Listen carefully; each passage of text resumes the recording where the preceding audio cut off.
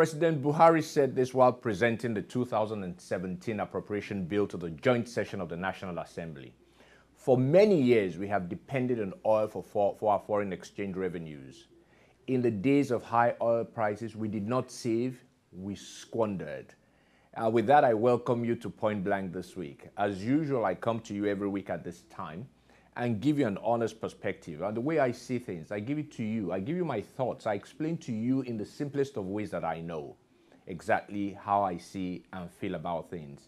I mean, I know you, my esteemed audience, is very aware about how I kind of look at a lot of different things. But nevertheless, my name is Patrick Osagi, and you're watching Pointblank. Remember, my Twitter handle is PJ Osagi. And I always say this, you can send this to your friends and tell them to watch me on our website, which is www.mbclivetv.com. I'll take a quick break, and when I come back, I'm going to get into the Nigerian 2017 budget that was presented recently by President Muhammad Buhari in Abuja.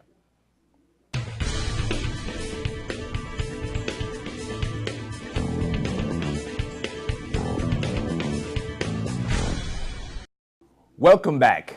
I am Patrick Osagi, and you're watching Pointblank this Thursday evening.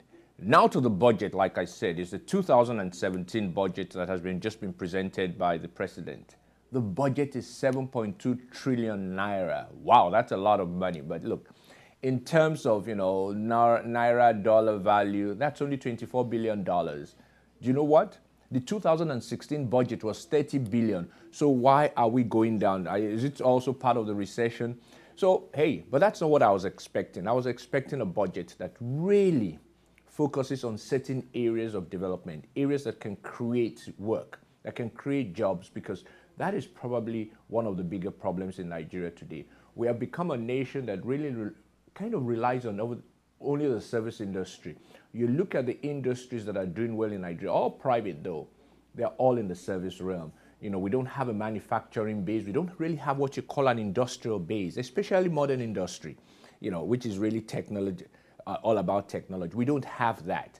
We have the telecoms, we have the banking, and do we have TV? Not as much, but it's all those are the areas in which we kind of base our present, what I call not occupation, but most of the jobs in Nigeria are in those areas. Now, obviously, we have the oil industry, but the oil industry, because of what we all know about oil prices today, is a little bit weak. But have we really cut staff there? I don't think so. And I'm not saying we should. But what I'm saying is that those are the industries we have. So what do we really need? I expected the 2017 budget to kind of really focus on developing an industrial base. That is what we need. We need to. You see, at some time, Nigeria is going to have to wake up and realize that, we're going to have to take a lot of punishment. Look, people have been punished now. The system is really under a lot of stress. But we're still trying to avoid the pain or the major pain that would allow us to develop. Again, at some time, the country is going to have to realize that with a population of 180 million, you need to take a beating now. It's just what happens to most countries. We are trying to avoid that part of it. Look, we've done a lot of things, and the president was right. When we had oil money, kind of in excess, what did we do? We squandered. I know he said, we did not save. That is true. But we actually then squandered what we didn't save. We could have used that money for a long time to build really a solid industrial base. We've tried, what I consider flimsy industrial bases. Ajaokuta never produced anything for it. It was supposed to be a structural base for a lot of industrial development, but it never happened. Ajaokuta still it was just another money-grabbing white elephant that the country owned for many years. Now, I'm saying that this budget should have focused on what it could do, what it should do, and which is trying to build an industrial bottom line where all things would happen. I remember an argument, no, not an argument, I remember a lecture I gave to a few young men when we were talking about South Africa and Nigeria, when we're having the issue of whether who had a bigger economy and all that. And a lot of people who, depending on what political side you were in the Nigerian context, always felt, oh, the Nigerian economy was just being exaggerated, that it really did. And I said, look, forget what exaggeration, forget that. That is not what matters. What matters really is what do you do? And Nigeria does nothing. We don't produce anything. At the time of this argument or at the time of this lecture, I remember telling them, do you even know that the scratch cards on the phones we use in Nigeria are imported? They're made abroad. They're made in South Africa. They're made abroad. Anything you don't make in your own country, even if it is made in Ghana, is made abroad. Even the scratch cards for our phones. And the phone industry is one of the bigger industries in Nigeria. I don't know whether we've started making those scratch cards 100% in Nigeria, but those are the little things that needs to be done. You cannot build an economy that works for everybody if you don't have a solid industrial base. That is what I expected this budget to really address, but it did not. This budget just, I would say, was kind of flimsy on the top. Oh, we're going to stop Nigerians from depending on foreign goods, but how are we going to do that? It was never really addressed. Maybe when the details start to come out some more, we might see that it does address it. But right now, for everything I have read and studied on this 2017 budget, it doesn't address the main issue of building a solid industrial base that would help Nigeria grow out of just not the present recession, but really out of poverty. Because we are a poor country because we don't produce a lot. I'm going to take a quick break. When I come back, I'll kind of wrap up on this issue of the budget because it's important. Usually every year when a budget comes out, there's always a budget of hope. There's a budget of, budgets are titled and all that. So I'm going to talk a little bit more about the budget, the way I see it, the way I feel about it, and what I think it will accomplish or not accomplish. So I'll take that quick break. Stay with us. You're still watching Point Blank. My name is Patrick Omalstagi. I'll be right back.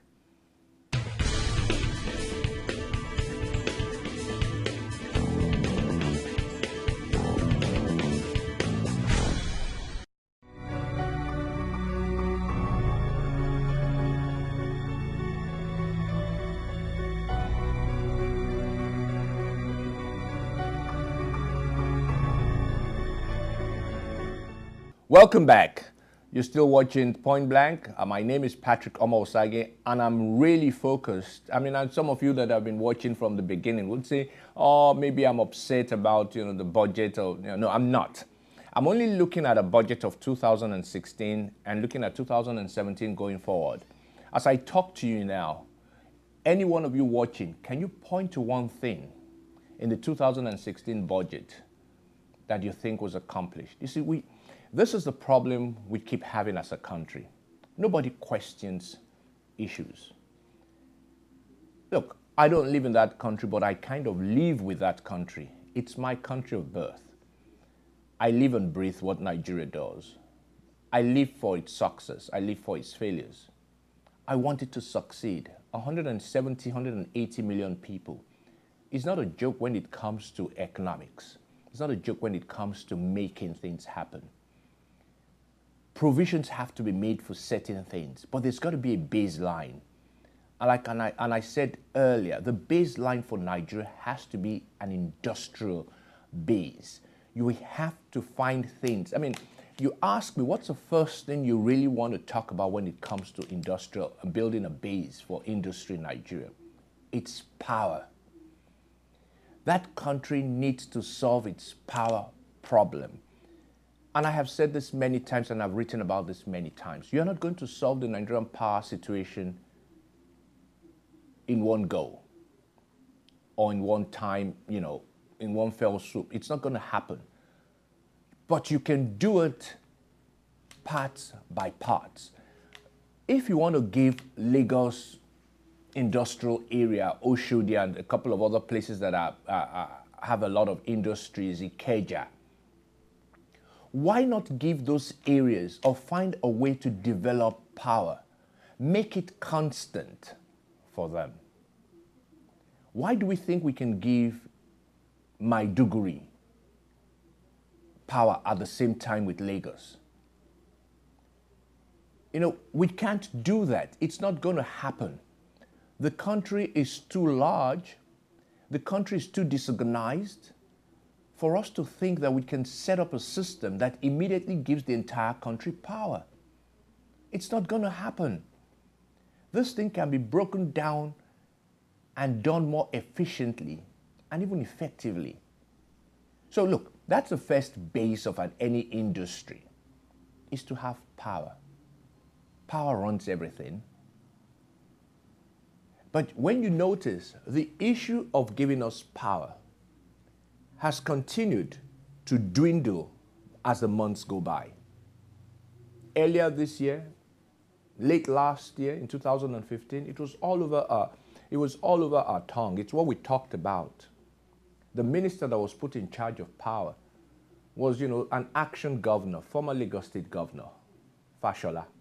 Everybody was excited, but as the months have gone, now over a year, the talk about power, giving the people power, giving industry power, using power as an industrial base for our growth is dwindling. Nobody seems to be talking about it. Maybe but me. I still think if we have power, a lot of other things can be accomplished. But it's what we need to do. Let's build, this budget should have addressed and should find a way to address building an industrial base. It's not going to build with a 2017 budget, but it must be emphasized. There must be a beginning. I keep saying we try to avoid the hard work. We try to avoid the pain. And it's a problem.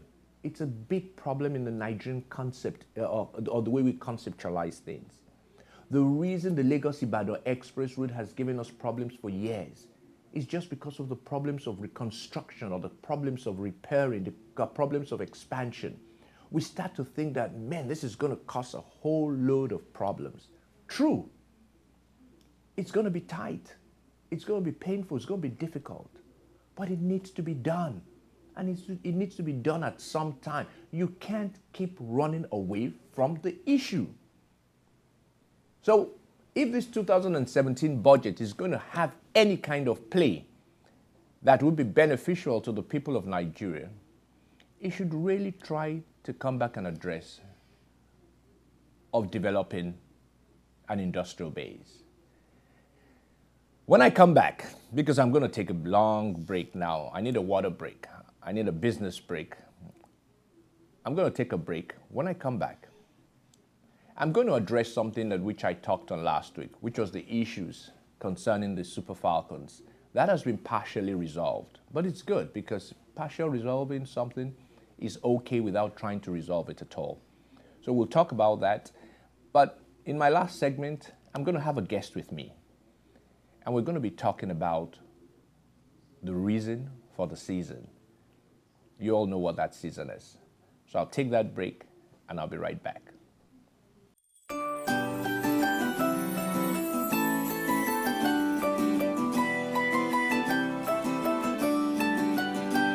We wish you a Merry Christmas. We wish you a Merry Christmas. We wish you a Merry Christmas and a Happy New Year. We wish you a Merry Christmas. We wish you a Merry Christmas. We wish you a Merry Christmas and a Happy New Year. Good tidings we bring to you and your kin. Good tidings for Christmas and a Happy New Year. Now bring us a figgy pudding. Now bring us a figgy pudding. Now bring us a figgy pudding and a cup of good cheer. We won't go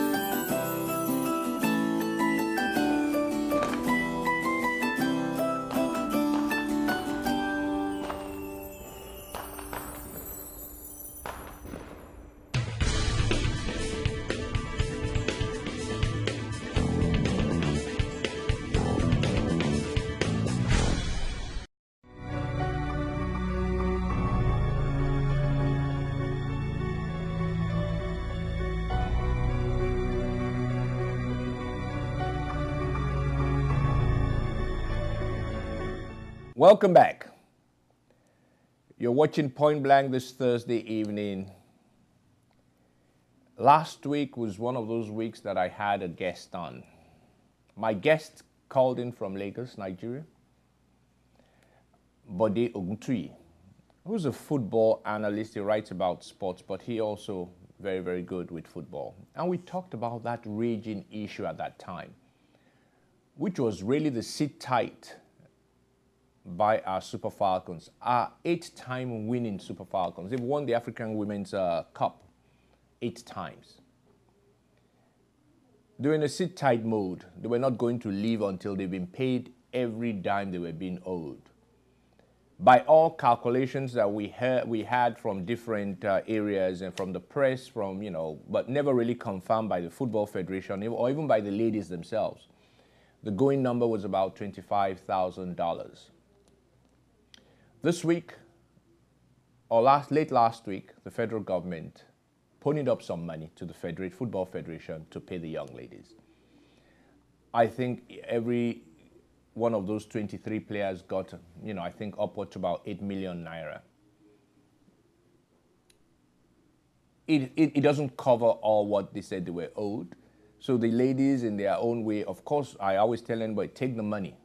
They took the money because it's 8 million naira. Here's Christmas right around the corner. So they took the 8 million, but they are now saying that they are not going to release the African Cup, the trophy itself, to the Football Federation until all their monies are paid. I mean, I think that's a little bit too childish.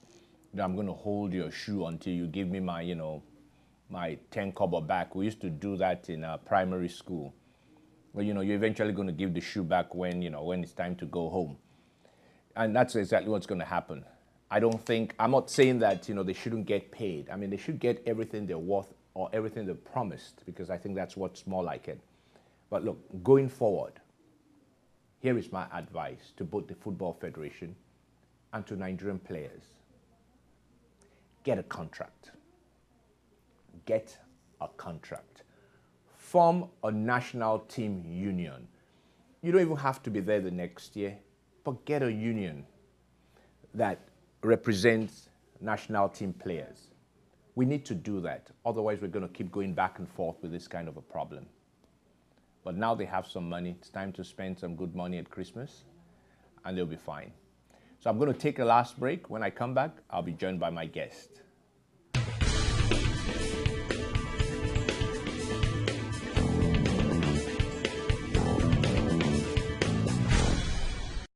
Welcome back. Like I told you earlier, as you can see, I'm being joined right now on the set by my guest, which I said would be here. Welcome. I welcome Oge Abo to Thank you very Point much. Blank this Thursday. Thank you very much, bro. Oge is what we call a life coach. Even though this is not usually the tenure of the program I run, I'm out here talking about all the things in politics, in sports, in economics, and all that. But I wanted to bring Oge on today, to talk about the reason for the season. Why do we have this season? It's just not about Christmas, it's about the end of the year. People tend to have all types of things going on in their life at this time. There's obviously a lot of spending of money, a lot of things that people do and all that. But I'm just going to sit back and listen to you and, while you explain to the people what you think they need to be doing and getting ready for. Because, look, 2017 is right around the corner. That's true. Well, I feel so honored to be given this opportunity to, share my thoughts with you. But I want to start by saying that I believe that people know what they really need, because no matter what I say to people, everybody's reality is going to be different, True. So as the year is ending, I know for many people or some people, they're going to be anxious how the year has gone so fast, of which I know I can relate to that too. But it does not matter where you find yourself. It does not really matter what has happened. I believe that this is a time to take stock to see what has really worked for you this year and what has not worked. And sincerely speaking, I know that the biggest mistake people make sometimes is comparing themselves with other people. I want you to know that your own journey, your own uniqueness is very important to what your reality is going to look like. How much money you're going to make, the much achievement you're going to experienced this year. And sometimes there are so many other factors that we have to consider, like things that are out of your control, and it's okay. But I believe it's important to be grateful for what has happened this year, for how you have bravely brought yourself and your family, your friends, everybody to the end of this year. I know many people have died. We've lost many loved ones. But, you know, these are things that we also have to be grateful for how God has brought all of us to this point. Knowing what the economy is right now, like in Nigeria, I know it's a very big challenge for many families. I hear people talking about keeping it low-key. And it's okay. But I think it's, first of all, it's time to be grateful for all that has happened. And as you look forward to the next year, it's good to be realistic with the goals you're going to set. And try not to set a goal that is going to make you, like, you know, lose it all. Or you set yourself up for failure. Just choose one thing that is very important to you. Let me chip in there, because before you joined me on set, I was talking about the Nigerian budget, the 2017 budget, which was, I mean, it's still not a budget yet. It's called an appropriation bill, which the president presented to the assembly last week. And but in my discussion on it, I did bring up the 2016 budget, which is about to come to an end. I mean, and I said one of the things we haven't seen is that we can't really point to anything in that budget that we can say has succeeded in making the life better for Nigerians. You know, recession has really kicked in big time. And then we now have a budget again, like I said, you know, I have read through most of the, you know, the headlines on the budget, and I don't see anything that's a base that it's, and I've been using the phrase industrial base for our development, because, you know, at some time we have to take the hard knocks in order to move on. And I think Nigeria is always tried to avoid very tough times in order to move on.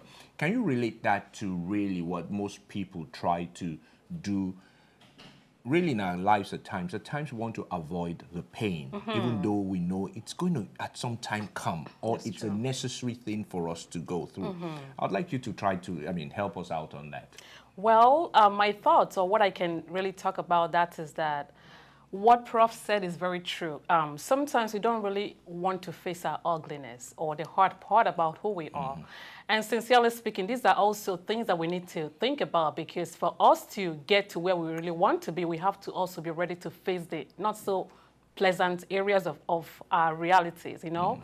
And talking about the budget, sometimes I also know that in terms of the details of how, let's say somebody is assigned to some amount of money to use. We're not really good at trying to pay attention. What are they doing? Like in terms of, I guess that's what makes us Nigerians. But I don't think it's right either, because we've mingled with many people. We've seen how people, like, we can improve as a people. It's just that sometimes it's hard for us to make that change. Well, most people that have watched this program over this past year know one thing I always say, that the Nigerian situation, even though unique, can easily be corrected if we become more of a transparent people.